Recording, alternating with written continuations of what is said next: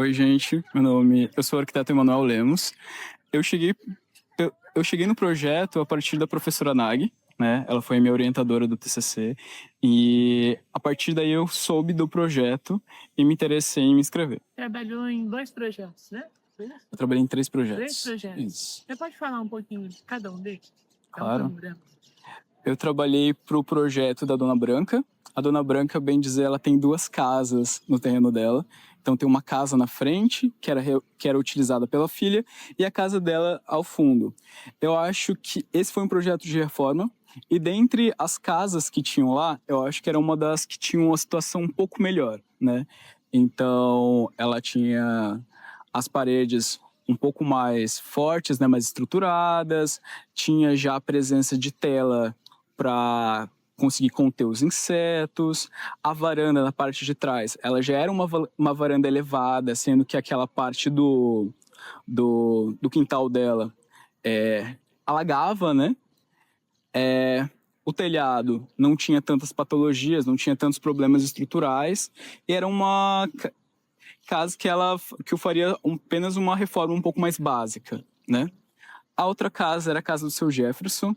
A casa do senhor Jefferson era uma casa bem mais complicada. A gente tinha muitos problemas estruturais, muitos problemas no contrapiso também.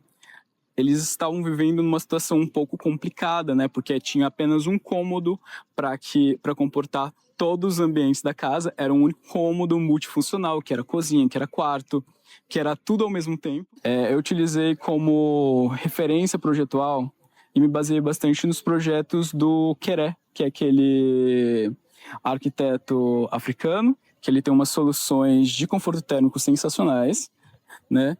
E a partir disso eu cheguei num modelo de estratégia de conforto térmico que é o efeito chaminé. Né? Então, utilizar a parte da cobertura ventilada, que eu conseguisse fazer essa expulsão do calor de dentro da casa, né? A casa do Sr. Jefferson, o Sr. Jefferson, ele é pescador, ele e a sua família, então mora na casa ele e a esposa dele, não mora mais os filhos, e precisava tanto de um espaço, de um depósito, né? E um espaço para deixar o barco dele. A área onde ele estava era um pouco mais baixa, era do outro lado do rio, né? Já próximo à margem, e que ali precisava ser uma base elevada. E esse projeto ainda, a gente não seria apenas uma reforma, seria uma construção do zero. A gente teria que demolir toda a casa dele, até porque a casa ela não tinha fundação, tinha muitos problemas estruturais, então a gente teria que refazer para que ficasse num modelo mais correto, né, de casa, e que ficasse mais seguro também, né, para essas pessoas conseguirem morar. E a outra casa é a casa do Sr. Miguel, que é a casa que está em construção. E a casa do Sr. Miguel, a gente fez, eu acho que eu fiz uns 3 projetos, porque ela mudou de local algumas vezes, né? O Sr. Miguel também ele é pescador, ele mora sozinho. Aqui eu utilizei também essa estratégia de conforto térmico, da cobertura ventilada, do efeito chaminé. Inicialmente ela era para ser uma casa feita com o BTC, que é o mesmo material que foi utilizado na casa da Sarli Day, né? Mas durante o caminho ela acabou se tornando de alvenaria mesmo, convencional. Do BTC, da alvenaria, você falou sobre vários materiais, né? Qual seria o material para você, na sua opinião, mais adequado para a situação da água, assim, ecológica? Eu acho que talvez o BTC, a melhor coisa que o próprio material, ele já consegue trazer uma estética sensacional para casa. E em relação a custos também, isso seria mais tranquilo, porque a gente não precisa gastar com reboco, gastar com pintura, né? Eu acho que o BTC seria um ótimo material.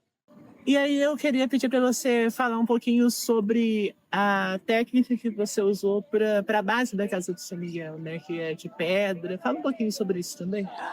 A base ali da casa do São Miguel, essa base em pedra foi uma das...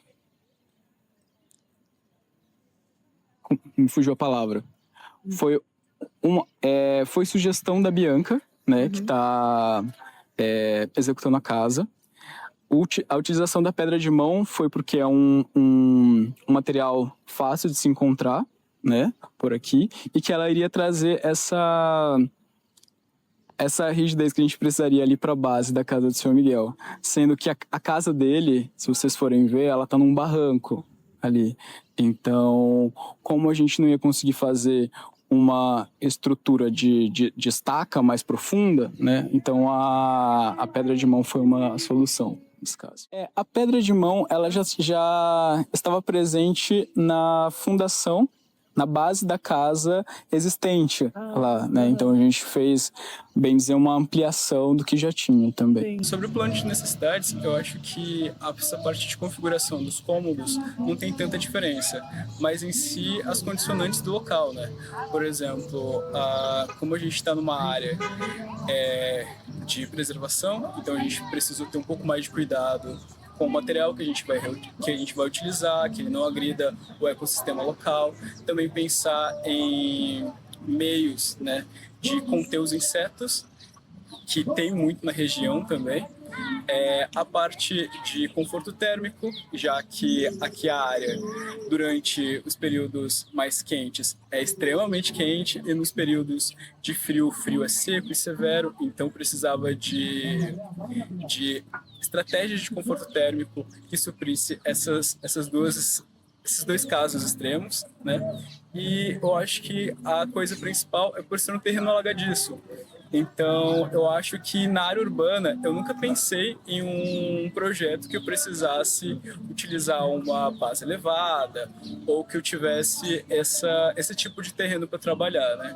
Então, eu acho que seriam essas principais coisas que a gente precisou pensar no plano de necessidades. Eu acho que a principal dificuldade foi ali na parte do levantamento. A gente teve muito calor no primeiro dia, muito mosquito. Acho que na parte também de buscar referências, né, que a gente conseguisse utilizar para se basear para produzir esses projetos, né. Fazer parte do projeto da Casa Eco, ela foi sensacional. Eu acho que foi uma experiência que é muito difícil você ter no mercado de trabalho como em arquitetura, né? É uma experiência muito fora do convencional, trabalhar para uma comunidade prestando a X e com essas diversas condicionantes que faz a gente pensar um pouco fora da caixa e conseguir solucionar esses problemas, né?